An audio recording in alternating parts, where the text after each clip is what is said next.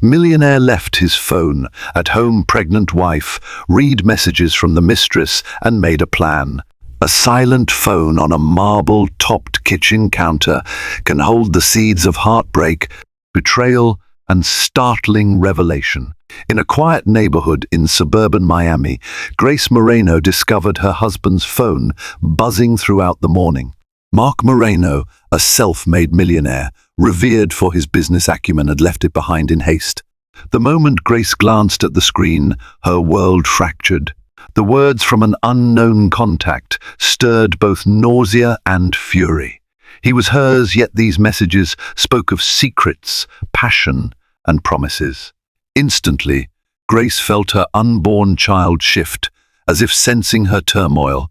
Thus began her silent plan, set to unravel an empire built on lies. Sunlight spilled through the tall windows of Mark and Grace Moreno's luxurious home. The white porcelain floors reflected the morning rays, creating a soft glow that filled every corner of their sprawling living room. Grace, 6 months pregnant with their first child, had risen early to keep up with her daily yoga routine. The doctor had recommended gentle stretching to alleviate her back pains, and she found solace in the rhythmic breathing that momentarily silenced her worries. Mark, her husband of 3 years, stood in the foyer rummaging through his designer briefcase. Dressed in a crisp charcoal suit that accentuated his lean, athletic physique, he looked every bit the successful entrepreneur he was.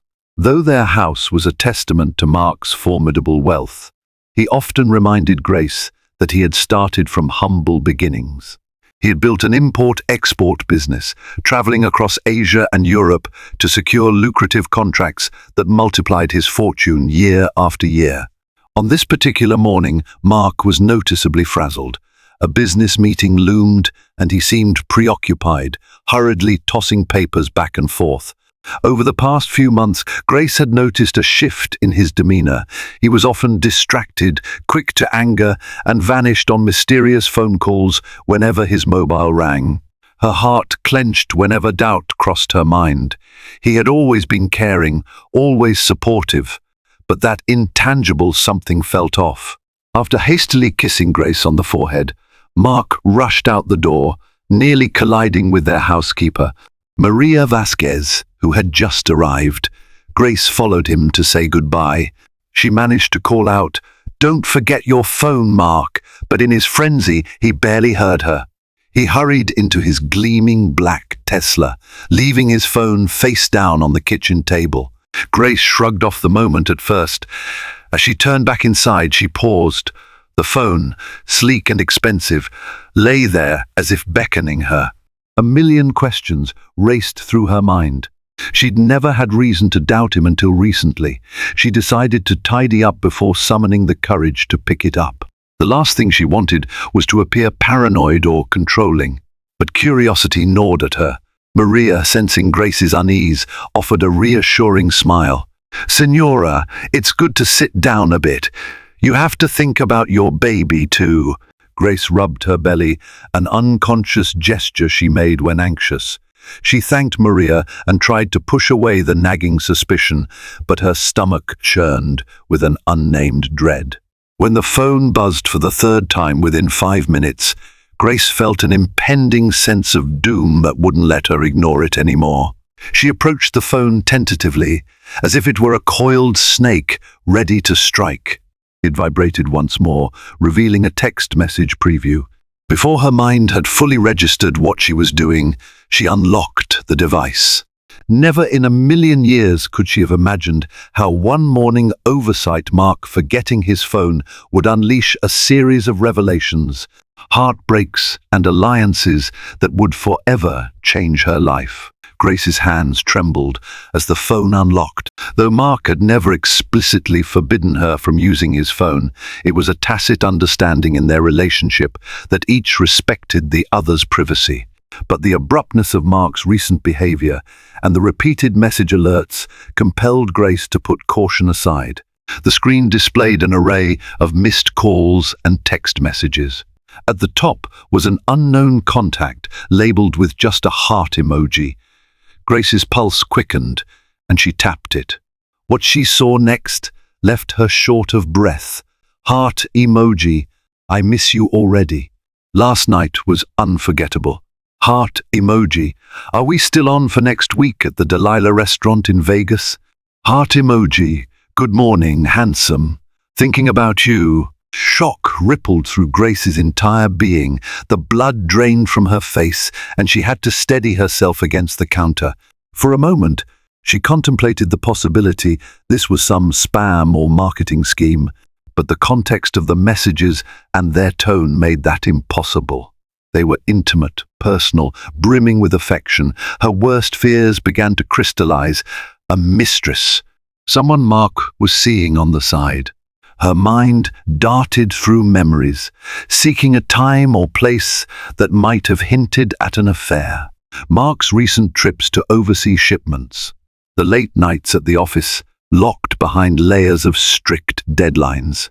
The occasional smell of perfume that did not belong to her on his shirt collars incidents he'd brushed off as incidental contact at social gatherings. Feeling nauseous, Grace shut her eyes. Her stomach churned with a cocktail of dread and heartbreak. The baby gave a gentle kick, as if sensing the turmoil that coursed through her body. She ran her hand over her belly protectively, tears threatening to spill. Still, a part of her clung to the hope that this might be a misunderstanding. With trembling determination, she scrolled further. The conversation thread was filled with flirty banter, plans for rendezvous, and countless photos, some of Mark, some of the other woman, a striking brunette with expensive taste in clothing. Photos from boutique hotels, lavish dinners, even weekend trips. Grace recognized the skyline in the background of one shot, New York City. Mark had claimed to be in Boston on that particular weekend for a quick conference. A new pang of betrayal tightened in her chest. The woman's name appeared in one of the earlier messages, Valentina. That name echoed in Grace's mind like a discordant bell, heralding the collapse of her world. She felt both fury and heartbreak, grappling with how to confront Mark, what to do next. But confrontation would be impulsive, and Grace was not impulsive by nature. She was calculating, patient, a skill she had learned, growing up in a family where money was scarce, but resilience abounded. Wiping away tears, Grace realized she had to think about her unborn child and the life she was building, or thought she was building, with Mark. She couldn't let his betrayal destroy her. She had to be strategic, silent. She had to make a plan. The initial shock gave way to a cold, methodical clarity. Grace had been raised by her grandmother, Marisol Hernandez, a formidable woman who taught her that survival was not about brute force, but about cunning and resolve. Grace's first instinct was to fling the phone across the room in anger, but she stayed her hand. This was no time for rashness. Still trembling, she methodically read through every text she could find. Some messages dated back months, indicating that Mark's affair had been ongoing for quite some time. Anger flared in Grace, not just at Mark, but at herself for not noticing the signs earlier. She was determined not to let her emotions control her next move. She took screenshots of every damning message, forwarding them to her own phone. She then placed Mark's phone back on the table, exactly as she had found it, making sure to erase any trace of her snooping. Next, she opened the safe in Mark's office. She had a key one Mark had given her when they moved into the house, insisting he had nothing to hide. Inside, she found stacks of important documents, property deeds in Coral Gables, a penthouse in New York City, and a luxury condo in Los Angeles. There were also stock certificates for his company, Moreno Global Trading, and a life insurance policy with Grace listed as the primary beneficiary. As she pored over the documents, Grace realized the magnitude of Mark's empire. Much of it bore her name, either as a co-owner or beneficiary. If Mark thought she was a passive bystander in their marriage, he had overlooked just how entwined her legal standing was within his holdings. A plan began to crystallize. If Mark was capable of betraying her now, while she was pregnant, who knew what else he was hiding? Perhaps hidden accounts or new properties not yet recorded in the safe. She recalled stories she'd heard from her friend, Elizabeth Carter, who had endured a messy divorce from her CEO husband. Elizabeth discovered too late that she had been cut out of assets because her husband set up shell companies and funneled money away. Grace refused to face a similar fate. She snapped photos of the most critical documents, ensuring she had evidence of everything. The child in her womb depended on her ability to protect them. After carefully returning each document, she locked the safe and returned the key to its hidden drawer. Heart pounding, she walked back into the living room. Her phone felt heavy in her pocket, loaded with Mark's incriminating texts. She whispered under her breath, "I won't let him get away with this." Not without consequences. Survival demanded secrecy. She would not confront him that afternoon, or even the next day. Grace wanted Mark to remain oblivious, to continue underestimating her. And so, with the cunning her grandmother had instilled, Grace mapped out her silent plan: uncover every lie, prepare for every contingency, and strike only when the time was right. By midday, Mark's phone rang repeatedly. Grace ignored it. Eventually, the calls slowed, and she knew Mark had likely realized his phone was missing. Sure enough, the home's landline rang. Grace picked it up, steadying her voice. "Hey, babe," Mark said, feigning lightness. "I forgot my phone at home. Could you do me a favor and bring it to the office?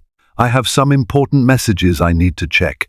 Grace managed a sweet, controlled tone. "Of course, honey. I'll be there in an hour. Don't stress yourself." When she arrived at Mark's downtown Miami office, a sleek skyscraper bearing the Moreno Global Trading logo, she was greeted by his assistant, Amanda Richards. Amanda seemed on edge, glancing over Grace's shoulder as though expecting Mark to appear any moment. Grace handed the phone over and smiled warmly. "He'll need this ASAP," she said. As Amanda thanked her, Grace noticed a nameplate on a large office door across the hall: Valentina Reyes, International Client Relations Director. Her heart skipped a beat. The same name from the text messages. The door was ajar, revealing an impeccably organized desk and modern decor. A quick glance inside showed no occupant at the moment. Grace felt a flicker of intense rage. Was Mark brazen enough to conduct an affair with someone who worked directly under his nose, under the same corporate banner that she partly owned? The audacity made her blood boil. Amanda noticed her staring and seemed to sense the tension. With a sympathetic smile, Amanda spoke in a hushed tone. "Valentina is out for lunch. She's recently joined us, very experienced, and quite close to Mr. Moreno. They travel together a lot to client meetings." Grace forced a polite nod, her mind spinning. She realized the sudden creation of a role International Client Relations Director could easily have been a ploy for Mark to travel with Valentina under the pretense of business. It explained the weekend flights, the exotic dinners, the secret texts. Every puzzle piece was snapping into place. Determined not to betray her knowledge, Grace offered a cordial goodbye to Amanda and left. As she waited for the elevator, she noticed framed photos along the corridor, snapshots of Mark with international partners, handshakes after signing deals, and group pictures from corporate retreats. In one photograph taken a couple of months ago in Madrid, she spotted Valentina standing just behind Mark. The proximity in the photo, the way Valentina's hand almost touched Mark's shoulder, spoke volumes. Grace's heart hardened. She remembered her grandmother's words: "When betrayal strikes, keep your head high and your eyes open. Patience will serve you better than fury." She repeated those words like a mantra, calming herself as she stepped into the elevator. She had confirmed the mistress's identity in broad daylight. Now it was time to gather more intelligence quietly, stealthily, and ensure she had enough leverage to protect herself and the baby. Mark Moreno had made his move. Grace silently vowed that her counterstrike would be decisive. Back home, Grace felt suffocated by the enormity of what she had discovered. She needed someone to talk to, someone she could trust. Her first thought was Elizabeth Carter, her close friend who had survived a tumultuous marriage to a powerful executive. Elizabeth's ex-husband, James Carter, had used every trick in the book to cheat her out of alimony and child support. But Elizabeth, with her sharp intellect and calm determination, had eventually outmaneuvered him in court. Grace dialed Elizabeth's number. When her friend answered, the warmth in her voice eased Grace's anxiety. "Liz, I need your help," Grace said, her voice cracking. Unable to hold back, she poured out the events of the day, the messages from Valentina, the real estate documents, her suspicion that Mark had been hiding more than just an affair. Elizabeth listened intently, only interjecting to ask clarifying questions. Finally, she said, "This is going to be painful, Grace, but you need to protect yourself and your child. Do not confront him yet. Gather as much evidence as you can, financial, personal, anything. Keep your emotions in check. You won't get a second chance." Grace exhaled slowly. "I'm so angry, Liz. I can't believe he'd do this to me, to our unborn child. But yes, I'll be careful." Elizabeth offered a resource, her own divorce lawyer, Mitchell Lau, who specialized in high net worth cases. "Mitch is discreet," Elizabeth said. "He can advise you on your options, prenuptial clauses, asset division, even custody issues. You need to know what you're up against." Though the idea of contacting a lawyer felt like a betrayal of her marriage vows, Grace realized Mark had already shattered those vows by sleeping with Valentina. She thanked Elizabeth and agreed to meet with Mitchell in secret. That evening, Grace steeled herself when Mark returned home. She greeted him with a soft smile and pretended not to notice his tense expression. He asked for his phone back as soon as he walked through the door. Feigning indifference, Grace handed it over, saying she found it on the kitchen counter. She tried to read his face, searching for guilt or shame. He only managed a faint, half-hearted smile, then disappeared into his study to respond to urgent emails. While Mark locked himself away, Grace rehearsed her next moves. She would meet Mitchell Lau, do more research into Mark's finances, and remain outwardly calm. Even if it tore her apart inside, she had to maintain the facade. She recalled how Mark had once claimed to value her intelligence and cunning. That might be the only compliment of his she still believed. The next day, while Mark was at the office, Grace scheduled her appointment with Mitchell Lau. She was determined to walk into that meeting armed with every detail. Within her phone, she stored a trove of screenshots, proof of Mark's affair, financial holdings, and suspicious transactions. Step by step, Grace was positioning her pieces on the chessboard, preparing for a confrontation that would shake her world to its very core. A week slid by in a tense routine. Mark came and went at odd hours, peppering Grace with half-baked excuses about new business opportunities. Grace responded with practiced smiles and gentle nods, all the while concealing her roiling emotions. During that time, she visited Mitchell Lau's office on Brickell Avenue. The building soared into the sky, reflecting the city's wealth and ambition. Mitchell, a tall, sharp-eyed attorney with a calm demeanor, welcomed Grace in a private conference room. Elizabeth Carter had paved the way, ensuring absolute discretion. "Miss S. Moreno," Mitchell said with professional courtesy, "Elizabeth told me a bit about your situation. Let's lay everything out on the table so I can advise you effectively." For the next hour, Grace meticulously recounted the affair, Mark's suspicious finances, and the property deeds she had seen in the safe. She handed over a USB drive containing screenshots of text messages and photos, as well as a list of documented properties she knew about. Mitchell leaned back in his chair, fingers steepled. "You have quite a case, and you're certain you haven't confronted him yet?" Grace shook her head. I've been careful. I want him to underestimate me. That might be wise, Mitchell agreed. In Florida, if Mark is dissipating marital assets or planning to move funds offshore, we need to catch it before it happens. Infidelity, while not always legally significant for property division, can influence negotiations, especially if it's tied to financial misconduct. He also emphasized the importance of a private investigator. Gathering more evidence about his affair and finances will help, especially if you suspect Mark is obscuring assets.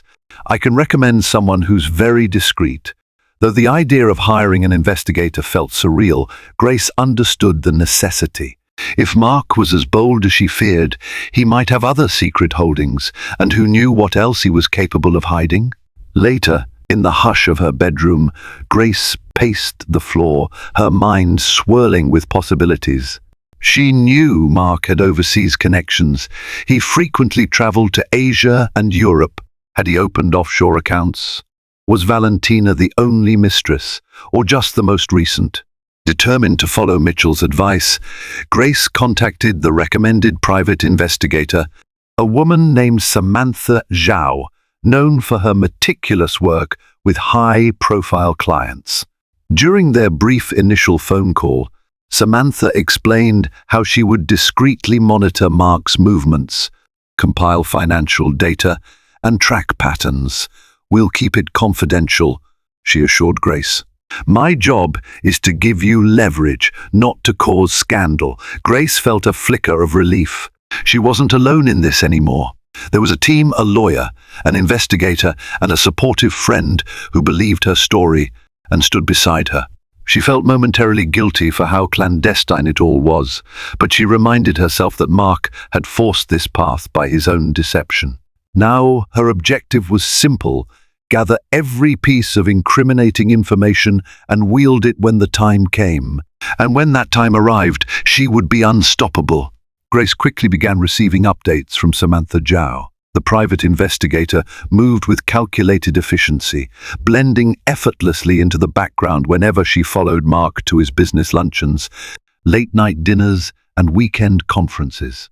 Samantha's first major discovery was a recurring pattern of Mark meeting Valentina at a boutique hotel in Miami Beach, the Faena. They would book a suite under an alias, check in separately, and spend hours behind closed doors. Each detail Samantha uncovered felt like a fresh wound to Grace. Yet she pressed on, determined to transform her heartbreak into the power she needed to secure her future and her babies. Samantha also alerted Grace to suspicious banking activities. Mark appeared to be funneling money into a new account under the name MRT Holdings, presumably an acronym to hide ownership. The funds trickled in small increments, at first $10,000 share, $20,000 share, but the amounts grew larger over time. By cross-referencing travel records, Samantha surmised that Mark also maintained a safety deposit box in New York City and possibly had ties to a financial institution in Zurich. Each new piece of data tightened the noose around Mark's elaborate charade. One day, Grace received a text from Samantha. "Surveillance indicates Mark is heading to Vegas next Tuesday with Valentina. They're booked at the Delilah restaurant, private booth, 8 p.m., possibly staying at the Bellagio." Grace's hands shook as she read the message. She recalled the earlier texts she had seen about Vegas. Mark had told her he was traveling to California for business. He didn't even bother to keep his lies straight anymore. Resentment threatened to swamp her, but she reminded herself that outbursts would only tip him off. That evening, Grace sat across from Mark in their grand dining room. She had prepared a simple meal: roasted chicken, fresh vegetables, but her appetite was gone. Mark, on the other hand, seemed ravenous, shoveling food into his mouth while barely looking up. He made idle comments about a quick trip to Anaheim to finalize a shipping contract. Grace forced a smile. "How long will you be gone?" she asked sweetly. "Just 2 nights," he replied. "Shouldn't be too bad. I'll make sure to FaceTime you." She nodded, playing the part of the supportive wife. Inside, she seethed at his shameless audacity. The baby kicked, as if sensing her turmoil. She gently laid a hand on her belly to calm both herself and the child. Once dinner ended, Mark excused himself to field urgent calls, leaving Grace to clear the table alone. She moved through the kitchen in a daze, her mind juggling 1,000 scenarios for the future. In a few days, he would be in Las Vegas with his mistress. Samantha would likely obtain more incriminating evidence. Maybe that would be enough to turn the tide legally. Perhaps she could freeze his assets, file for divorce, or even confront him outright. But the silent plan still held. The time for confrontation was near, but not yet. Patience was her ally, her grandmother's words echoing ever louder. As the trip to Vegas loomed, Grace found it increasingly difficult to maintain her facade. Each time Mark kissed her goodbye or placed a hand on her pregnant belly, she had to fight the impulse to recoil. Sleep evaded her, leaving her exhausted and teetering on the brink of emotional collapse. Still, she stuck to her silent plan, drawing on every shred of willpower. One afternoon, Mark returned home unexpectedly early. Grace was in the study, reviewing newly sent documents from Mitchell Lau. She had arranged them in neat piles, evidence of Mark's affair, questionable financial transfers, offshore account leads, and a timeline of suspicious events. As she heard the front door open, she panicked. There was no time to stash everything away properly. Mark's footsteps echoed in the hallway. Thinking quickly, Grace grabbed a throw blanket from the couch and draped it over the evidence. She then moved to stand casually by the window, feigning interest in the view. Mark entered, frowning slightly. "Hey, didn't expect you back so soon," she said, forcing a cheerful tone. He crossed the room, giving her a cursory peck on the cheek. "Meeting got cancelled," he said. "Figured I'd catch up on some emails here." Grace tensed, hoping he wouldn't notice the blanket on the table. Mark glanced around, his gaze lingering momentarily on the covered papers. For a heartbeat, Grace feared he would lift the blanket, but his phone buzzed at that very moment, diverting his attention. He fished it out of his pocket, muttered something about urgent business, and left the room to take the call. Exhaling in relief, Grace quietly gathered the documents and hurried to their bedroom, where she tucked them inside a large handbag. Her heart hammered as she realized how close she'd come to blowing her cover. The baby shifted again, and Grace whispered, "It's okay. Mommy's got you." Shortly afterward, Mark emerged from his call and retreated to his study. Grace could hear him pacing, his tone brusque as he spoke on the phone. She inched closer to the door, hoping to catch clues. Words like overseas shipment, Valentina, and deadline drifted through the wood. Her pulse quickened. The mention of Valentina in a business call stoked her anger. She wondered if Mark's entire business was entangled with his affair, or if he just used these professional settings to keep Valentina close. Unable to glean more, Grace returned to her bedroom, preparing for the day Mark would leave for Las Vegas. Once he was gone, she and Samantha would move swiftly. Mitchell Lau had already drafted preliminary legal paperwork in case they needed a sudden move. Every step felt perilous, as if she tiptoed along a ledge high above a city. But beneath the fear, a glint of determination burned. She had come too far to falter now. Mark departed for his so-called business trip on a Tuesday morning. Grace stood at the doorway, bidding him goodbye with practiced composure. He kissed her cheek, promised a call, and rolled his suitcase into the waiting car. The moment the car disappeared down the driveway, Grace called Samantha. "He's on his way," she said. "Let me know the moment you have anything."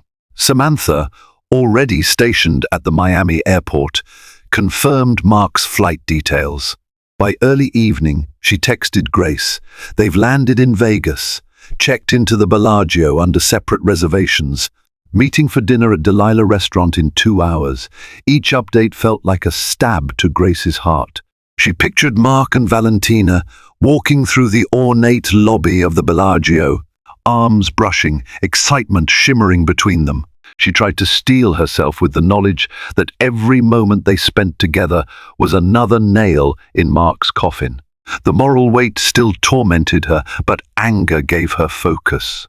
Samantha managed to secure photos from a distance, grainy cell phone shots that showed Mark and Valentina heading into the restaurant together. Later, there was footage of them laughing, leaning in close, sipping expensive cocktails. It was a brazen, public display of affection, as though Mark believed himself immune to consequences. Grace stored each image Samantha forwarded in a secret digital folder labeled Insurance. Back in Miami, she met briefly with Mitchell Lau at his office. The tension in her posture was evident as she handed him a fresh batch of evidence. "I don't know how many more nights I can do this," she confessed, tears threatening.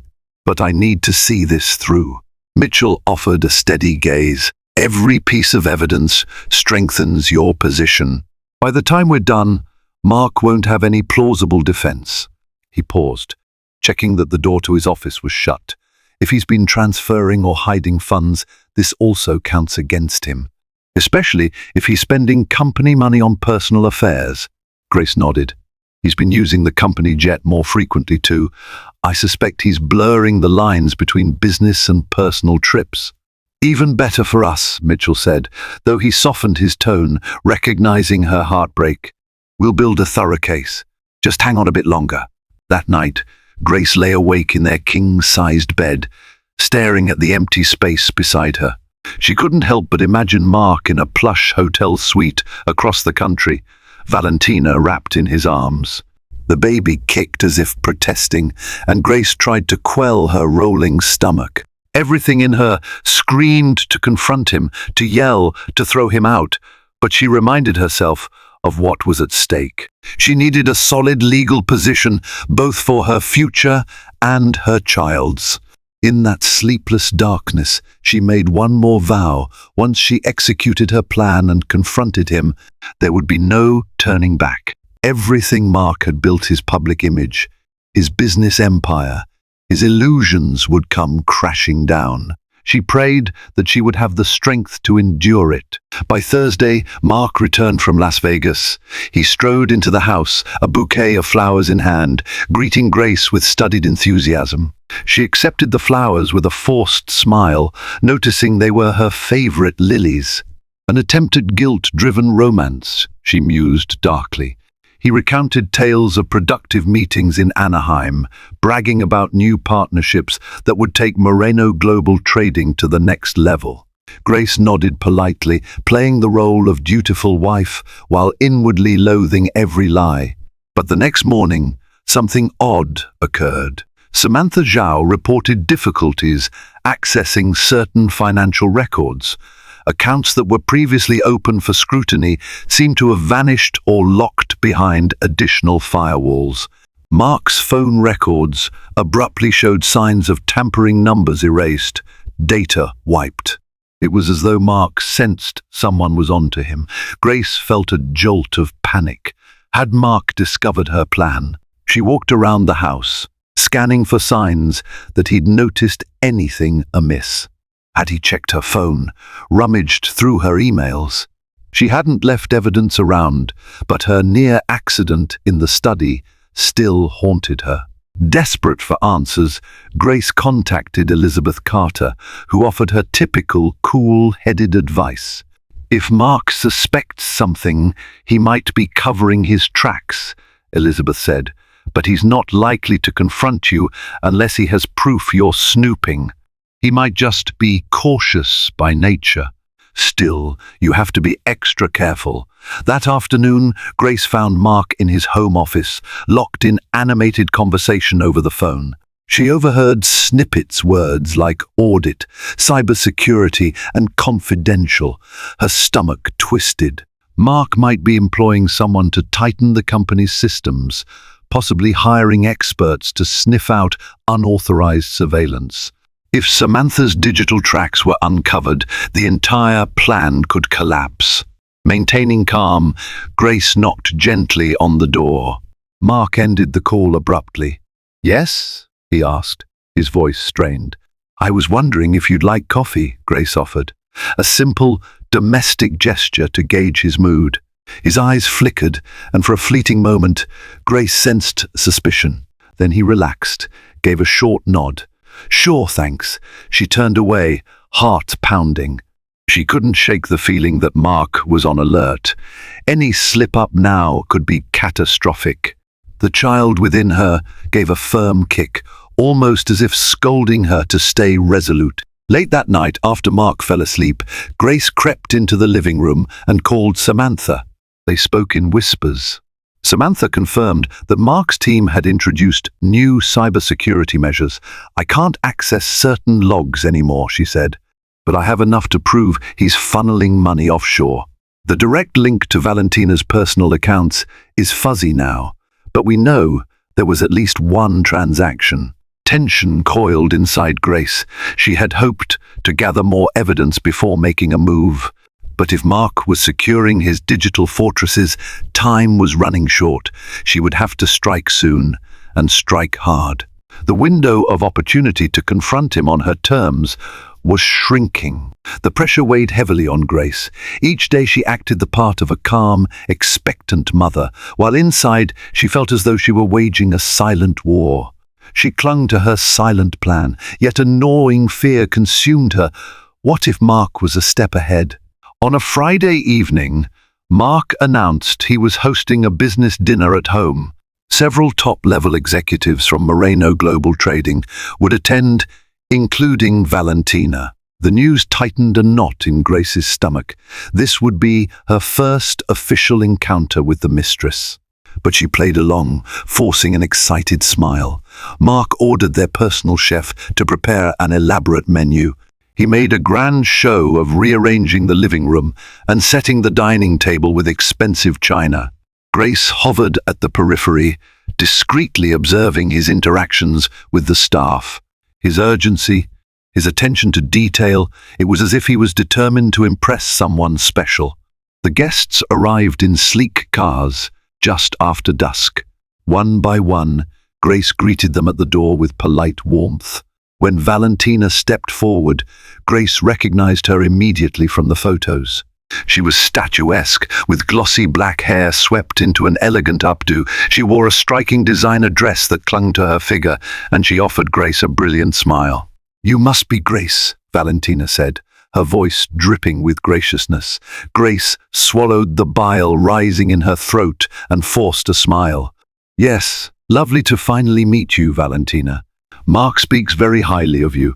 They exchanged pleasantries, and Grace couldn't help but notice the spark in Valentina's eyes when she glanced at Mark. It took all of Grace's strength not to shatter a champagne glass, just to break the facade. During dinner, Grace played hostess, gliding between conversations, ensuring wine glasses were filled, and politely engaging with the executives.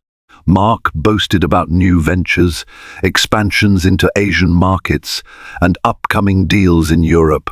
Valentina nodded along, occasionally adding her own input about client relations. Anyone who didn't know better would have presumed she was just another dedicated employee. But Grace observed the subtle glances, the brush of fingertips under the table when they thought no one was watching. Her fury simmered and her appetite vanished. Yet she maintained her composure, mindful that a single misstep could ruin everything. She was waiting for the perfect moment, that crucial time to leverage every piece of evidence and secure her future and her babies. As the dinner wound down, Mark stood and offered a toast, praising his team for their hard work. Valentina clinked glasses with him, smiling as though she held some private joke. Grace felt an almost dizzying disorientation. She was living in a surreal tableau, a proud husband, a devoted wife, a charismatic mistress, and a room full of bystanders, unaware of the ticking bomb beneath the surface. But soon, the mask would come off. With Samantha's latest findings and Mitchell's legal maneuvers, Grace was poised for the ultimate confrontation. She only needed a trigger, one last push, to catapult Mark's world into full collapse.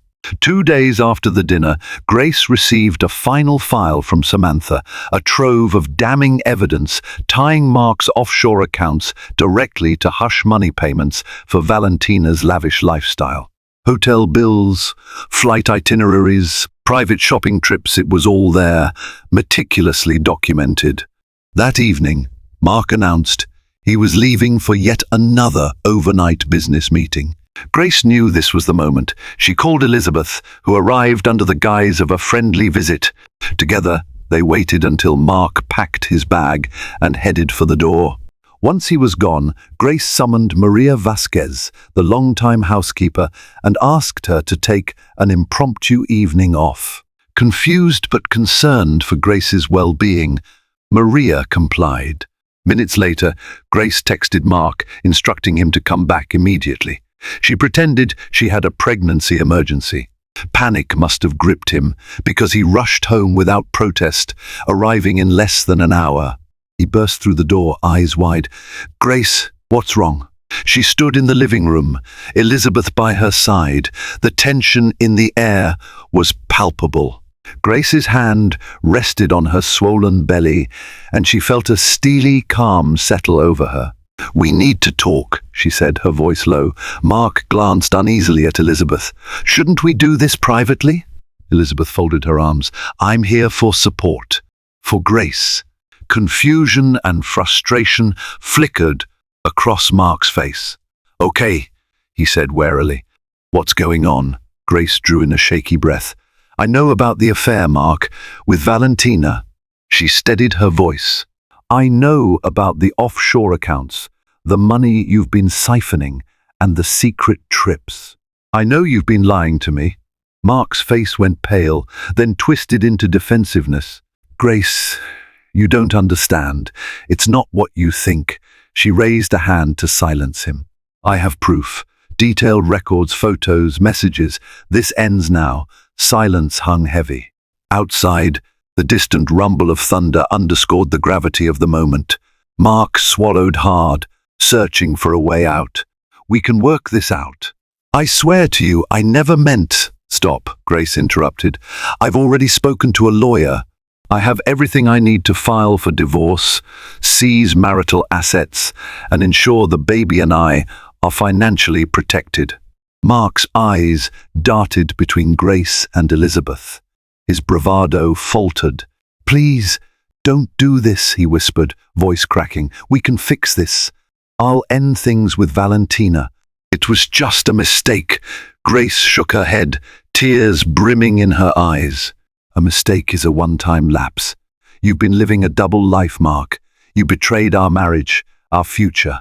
You gambled our child's stability on your lies." She exhaled shakily. "I'm done." Elizabeth handed Grace a folder containing the paperwork Mitchell Lau had prepared. Grace placed it on the coffee table. "Sign these, an immediate separation agreement. I'm not giving you the chance to hide more assets or manipulate the situation. You sign, or I'll go public with all of this." Mark stared at the folder, sweat beading on his forehead. Thunder rumbled again, and a flash of lightning illuminated his panic-stricken face. For a moment, Grace felt a pang of sadness, remembering the man she'd once admired.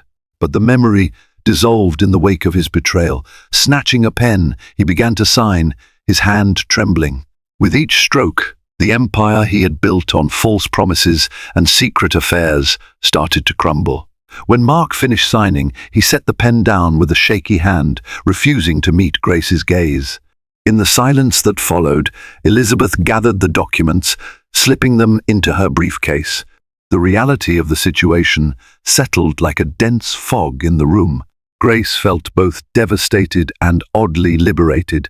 She pressed a protective hand against her belly. Now, no matter how difficult the path ahead, she had ensured her child's financial security. The separation agreement listed immediate conditions. Mark would temporarily move out, provide spousal support, and freeze any further transfers from their joint accounts. A formal divorce filing would follow within weeks. Elizabeth quietly slipped out, giving Grace and Mark a moment alone. Mark sank onto the couch, burying his face in his hands. "I never wanted to hurt you," he mumbled. "I just got carried away. The business, the power, Valentina. I lost sight of what really mattered." Grace blinked back tears, the ache in her chest overwhelming. "You destroyed what we had, Mark. I believed in you. You let me down us down." He looked at her with red-rimmed eyes. "I know. I'm sorry.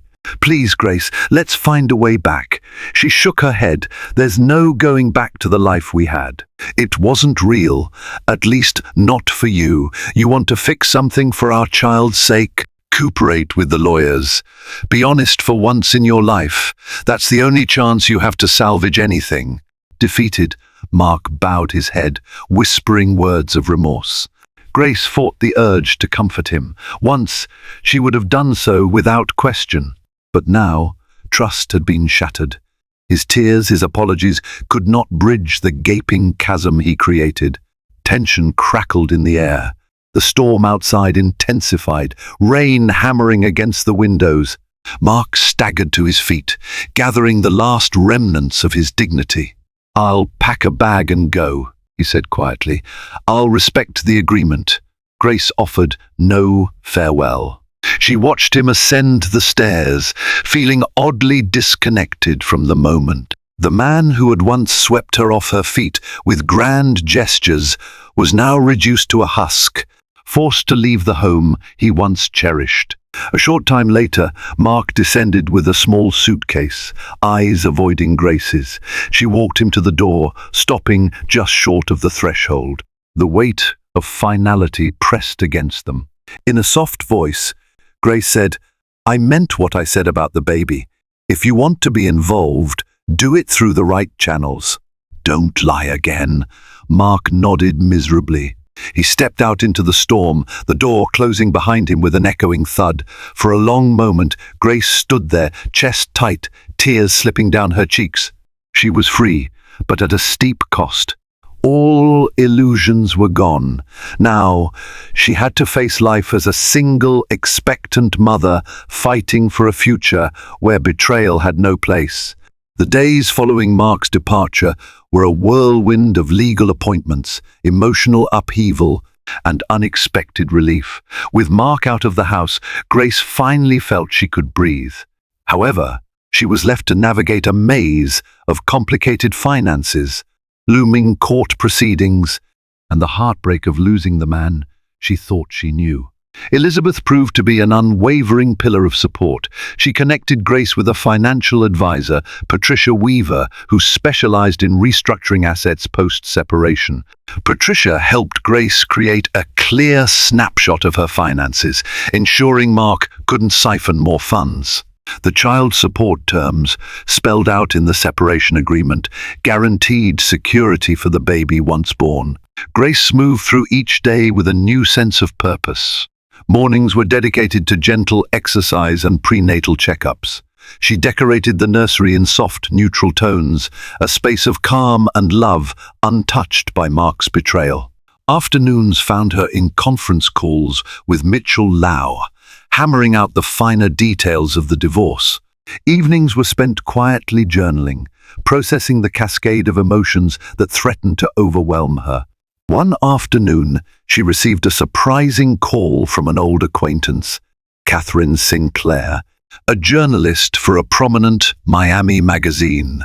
Catherine had caught wind of Mark's sudden step down from daily operations at Moreno Global Trading.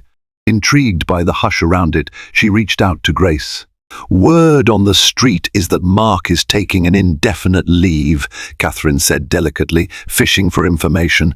Though tempted to spill everything, Grace measured her response. "We're dealing with private matters," she said. "I'd appreciate discretion for the sake of our baby." Catherine respected her wishes, hinting that any official statement would be reported sensitively. Grace thanked her and ended the call, her heart racing. The world was starting to notice cracks in Mark's public facade. If the media dug deeper, they could uncover everything. For now, Grace wanted to keep the scandal contained, focusing on her own healing rather than fueling tabloids. Weeks turned into a month. The divorce was in motion. Mark's mistress had retreated from the spotlight, though rumor had it she was still on the payroll, perhaps biding her time.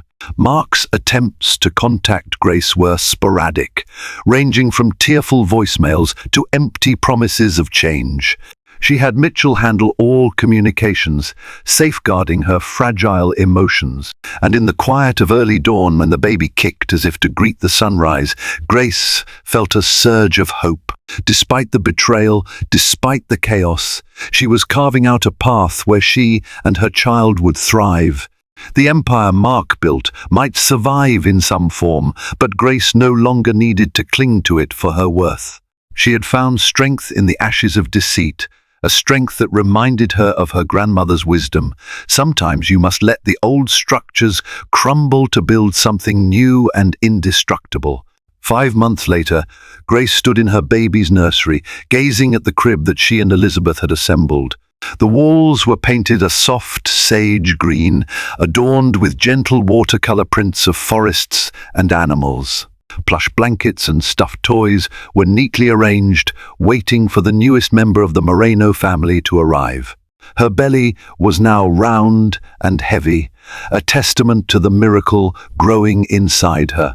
As she ran her hand across her stomach, she felt a firm kick, followed by a series of smaller flutters.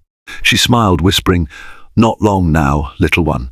Legally, she was nearly divorced.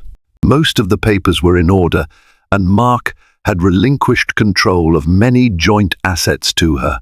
While the negotiations had been grueling, Mark eventually recognized he had little leverage against the mountain of evidence.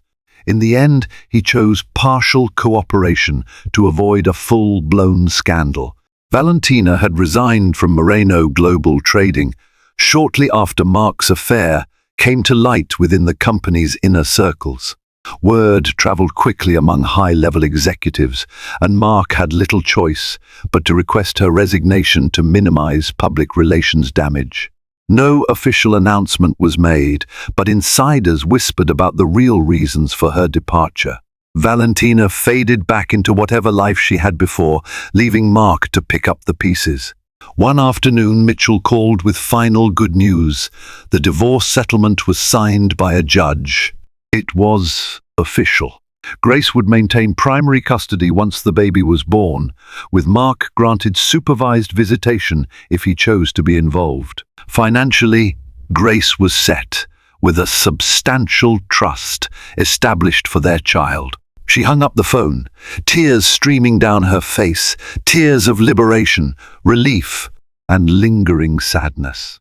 That evening, Elizabeth and Maria threw a small celebration for Grace at the house. A modest dinner, laughter, and heartfelt toasts filled the space that once echoed with Mark's presence. They toasted to new beginnings and second chances.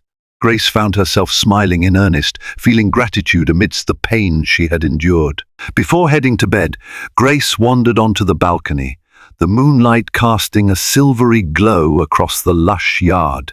She breathed in the night air, letting the tranquility settle into her bones. Her journey had been anything but smooth, a labyrinth of betrayal, heartbreak, legal battles, but she had emerged with her dignity and her future intact. As she rested her hand on her belly, she imagined the life she would create for her child, one built on honesty, resilience, and unconditional love. No longer chained to Mark's deceptions, Grace could finally chart her own course. Though the road ahead wasn't guaranteed to be easy, she was equipped with lessons learned from the darkest corners of betrayal. In that quiet moment, Grace made a promise to herself and her unborn child. We will live free from lies, anchored in truth, and guided by hope. With the final chapter of her marriage closed, she welcomed the dawn of a new life that was entirely her own. In the wake of heartbreak and hidden truths, Grace Moreno forged a path of courage and redemption for herself and her unborn child. Freed from Mark's betrayals, she discovered that even the deepest wounds could spark an inner fire of determination.